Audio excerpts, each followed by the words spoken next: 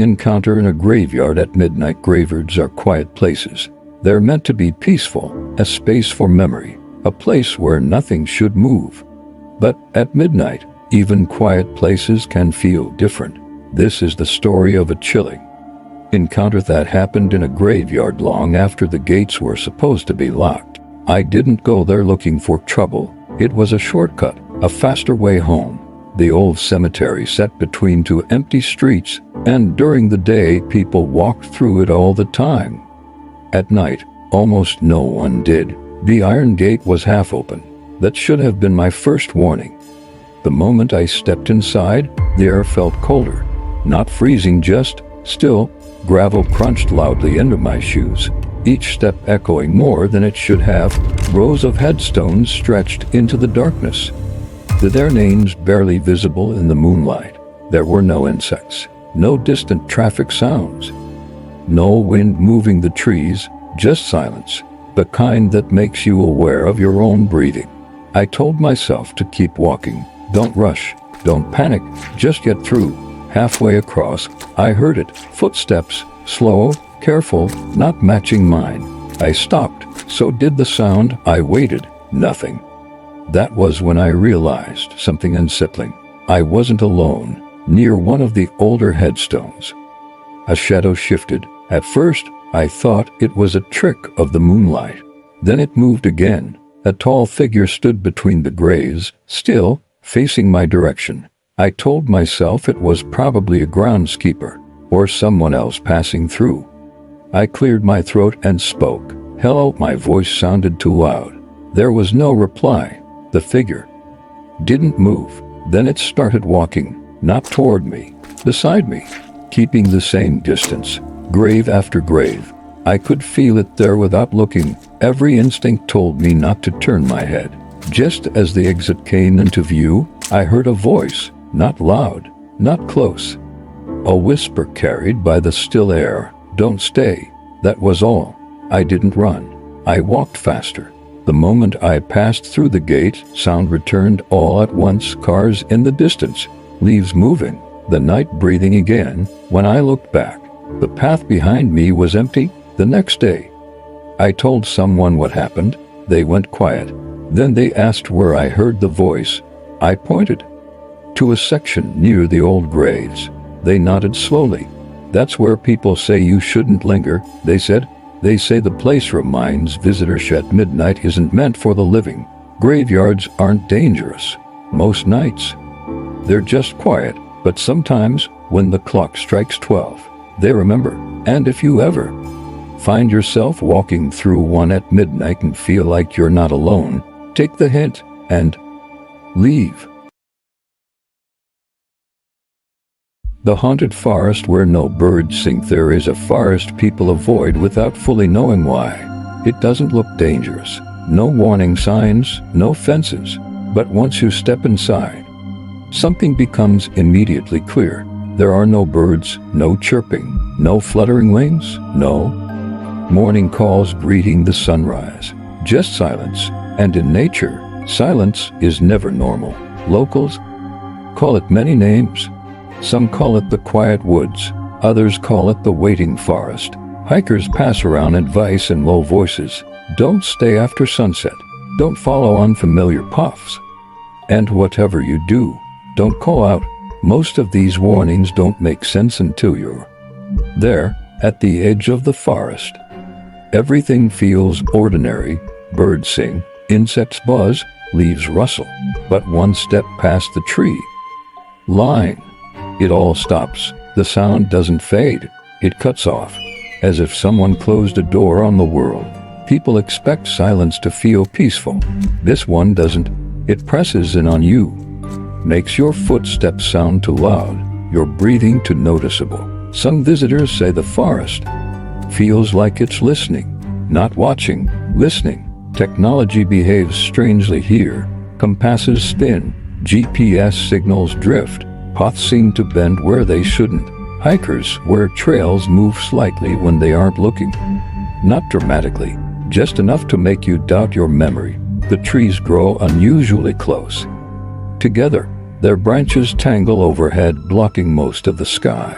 Sunlight enters in thin, pale streaks, never enough to fully brighten the forest floor. Some trunks carry markings that don't look natural, not carvings, more like impressions. As if the wood grew around something long ago. It isn't just birds, no deer, no squirrels, no signs of nests or tracks. Even insects seem rare. The forest is alive, but nothing lives openly within it.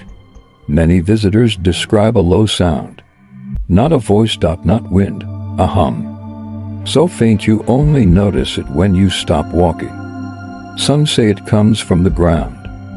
Others say it's inside their head. Either way, it doesn't follow you out. It stays in the forest. Most people leave quickly. They feel washed, disoriented, uneasy without knowing why. A few report losing time. They enter for a short walk and emerge hours later, confused and exhausted. No memory of what happened in between. There's an older legend tied to the forest. Long ago, a settlement stood nearby. One season, the birds stopped singing. Soon after, people stopped visiting the woods. Then people stopped leaving the settlement. The place was abandoned.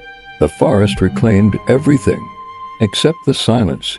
Those who ventured deeper talk about the center of the forest. No marker shows it on any map, but everyone who reaches it knows. The trees form a wide circle.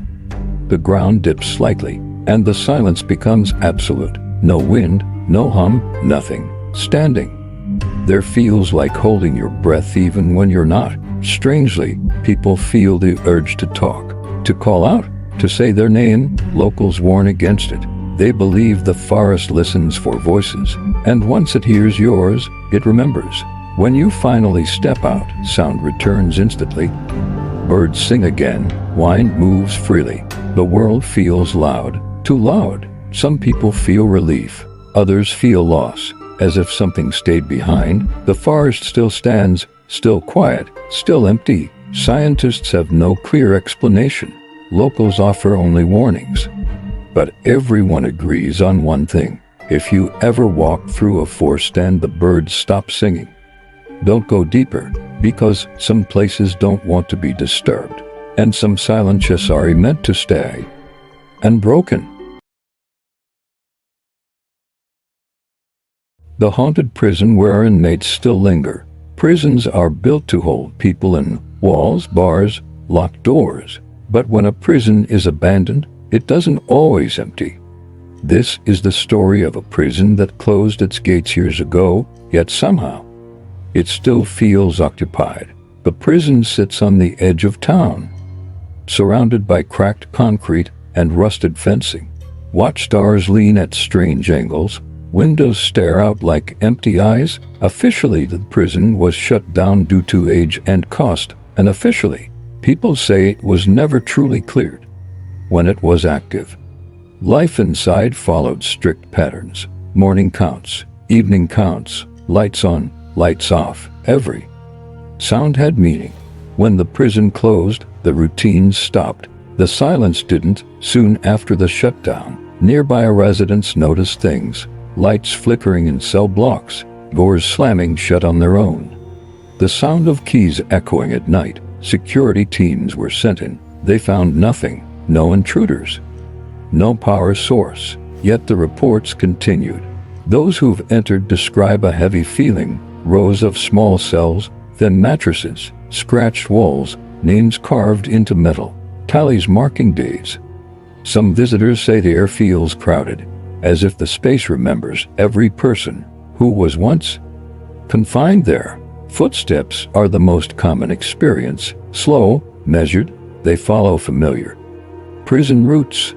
Down the hall, past the cells, stopping at doors that no longer open.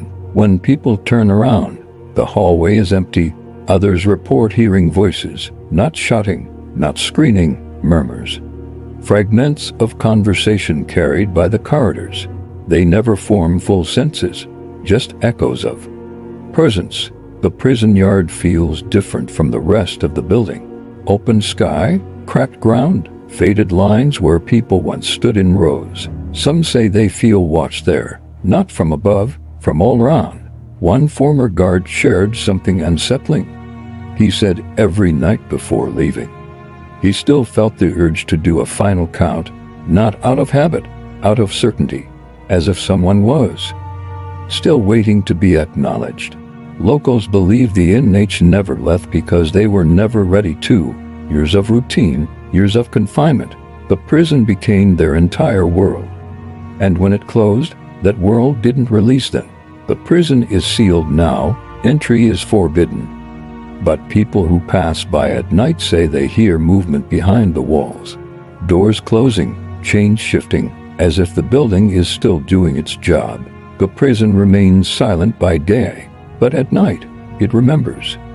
Because some places don't forget the people who lived inside them, and some doors never truly unlock.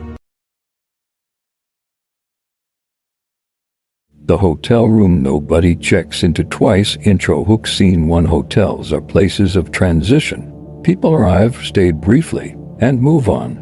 Rooms host countless strangers, their stories overlapping, their memories fading with each checkout. But every now and then, there's a room that gains a reputation. One guests whisper about, one staff avoid discussing, one that appears normal, until someone spends the night inside. At a quiet roadside hotel, there's a room with a pattern no one can explain. Guests check in without concern. They leave the next morning, unsettled, and for reasons they rarely describe, they never return. This is the story of hotel room nobody checks into twice. Title itself is unremarkable. Built decades ago, it serves travelers passing through town, clean rooms, friendly staff, nothing unusual in appearance, but longtime employees acknowledge a quiet curiosity among reservations. Room 314, not officially marked up, not restricted, just discussed carefully, no incidents recorded, no policy changes enforced, only a subtle trend, guests who stayed there and never booked it again. First stay curiosity eventually led me to request it. The room looked ordinary, neutral D acute core. Soft lighting, a window overlooking the parking lot, nothing felt off. The evening passed quietly, reading, listening to distant hallway movement, settling into routine travel comfort, until night deepened. That's when small details became noticeable, subtle disturbances.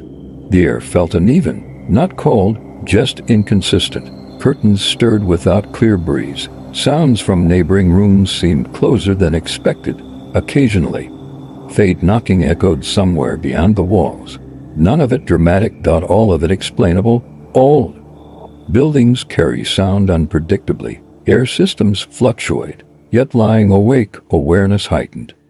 Every minor change felt amplified. Sleep came slowly.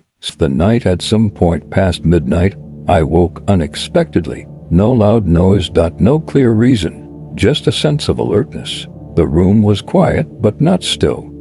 Shadows shifted as headlights passed outside. Floorboards settled with gentle creaks, and for a brief moment, the sensation that someone else had just left the room. No evidence, no sound of a door. Just a fleeting impression that faded as quickly as it appeared. Eventually, sleep returned. Morning departure, morning erased most tension. Everything appeared ordinary again.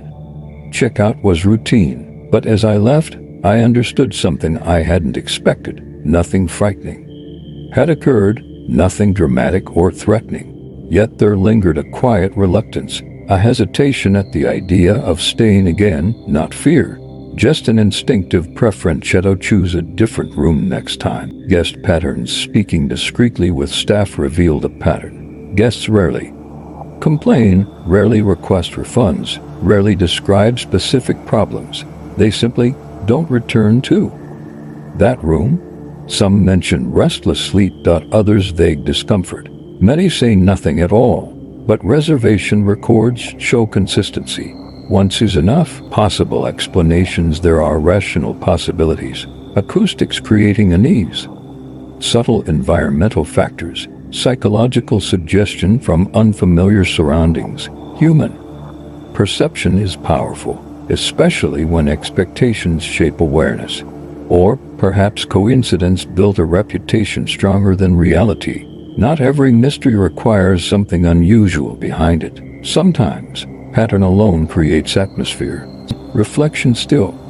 Certain places carry presence, not supernatural, but emotional. Rooms collect fragments of human experience. Restlessness. Dreams. Travel fatigue. Thousands of brief lives intersecting within the same walls. Perhaps room 314 simply reflects that accumulation, an intangible sense difficult to define. Closing. The room remains available, booked regularly, cleaned daily, no warnings posted, no restrictions applied, just another door along a hallway, and every night someone new turns the key, experiences their stay, checks out, and quietly decides once was enough. Lighthouses are built to save lives. They stand against storms, guide lost ships, and shine through the darkest nights. But some lights don't just guide. Some remember. This is the story of a lighthouse that still shines long after it should have gone dark. At the edge of a rocky coastline, where the sea never truly rests, stands an old lighthouse. The path leading to it is cracked and overgrown. Warning signs hang crooked, faded by salt and time. No boats rely on its light anymore, yet somehow, the lamp still turns. The lighthouse was built over a century ago, before GPS, before radar. When sailors trusted a single beam of light to bring them home, one keeper was assigned to the tower, quiet, reliable, dedicated to the routine. Every evening, without fail, the light was lit, until one night, it wasn't. A powerful storm rolled in without warning. Waves climbed higher than the rocks. Wind battered the coast. Ships waited for the lighthouse beam. It never came. By morning, several vessels had run aground. The shoreline was scattered with debris, and the lighthouse stood, dark and silent. When help arrived, the keeper was nowhere to be found. The door was locked from the inside. The logbook stopped mid-sentence. The lamp was intact. There was no clear explanation. Only questions that were never answered. Weeks later, something strange happened. Fishermen reported seeing the lighthouse beam again, slowly rotating. Steady. Officials insisted the tower was inactive. No power, no caretaker. Still, night after night, the light appeared. People began noticing details. Footsteps on the stairs, a figure standing in the lantern room, the sound of metal doors opening and closing. But when approached, everything was still. Years later, during an inspection, a logbook was found. The final entry was dated the night of the storm. It read, "The light must stay on, nothing else." No signature. Locals believe the keeper never left. Not in the way people normally do. They say duty anchored him there. That when the storm came, he chose the light over everything else. And now, he keeps watch. Those who visit at night describe a feeling of being guided. Not threatened, guided. The beam passes over them slowly as if counting. Some hear footsteps behind them on the stairs. Others feel a hand on the railing steadying, not pushing. The lighthouse remains off limits. Officials say it's unstable. Locals say something else. They say the light shines when someone is near danger. A reminder, a warning, a promise kept. The lighthouse still stands, weathered, alone, faithful, and when storms roll in and the sea grows restless, some lights refuse to fade, because even in tragedy, some guardians never stop watching.